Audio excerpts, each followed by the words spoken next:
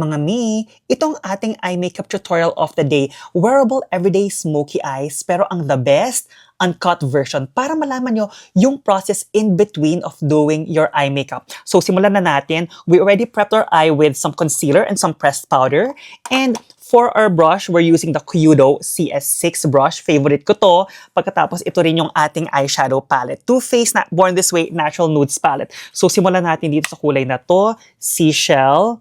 Ayan, dito. So, i-dip mo lang siya. Pagkatapos, tap mo yung excess.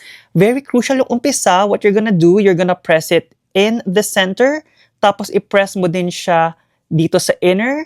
Tapos, i-press mo din siya dito sa outer. Tapos, after nun, whatever is left, you're gonna blend it all the way up to the crease, all the way up to the upper crease and the end of the brow bone to give some lift. You want your first color to be darker than your natural skin color para diba maganda yung transition mo. So ulitin lang natin para talagang solid yung base natin. Press, press, press, swipe, swipe, swipe. Diba parang ano lang, wiper ng kotse. And all the way to the end of the brow bone to give your eyes some lift. Now, we're gonna go to the second color for the crease, which is this color, Cocoa. Ayan, Cocoa. Tapos tap off the excess and we're gonna tap it right on the outer third of the lid. Tapos nun, i-blend mo the rest right on the crease. You can also go all the way towards the three-fourths of the eye. Diba sis, ang ganda! Tapos for the last one, we're gonna use, ano ba to?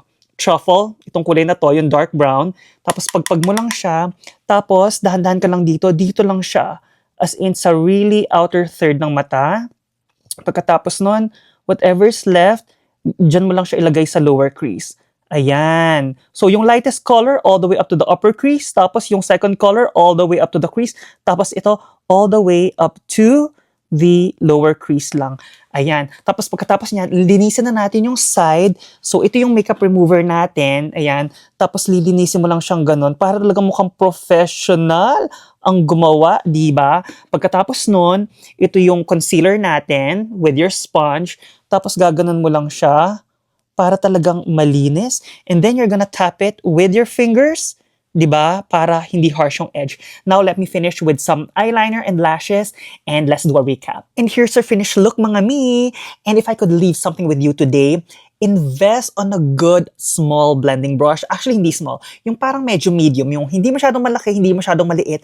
Kasi it will really change the game of your eyeshadow. And always start from the lightest all the way up to the crease. Tapos yung medium color sa crease, na ginawa lang nating 3/4 and then yung darkest, dun lang sa side. And yan, kaya-kaya niyong gawin. Let me know if you have any questions.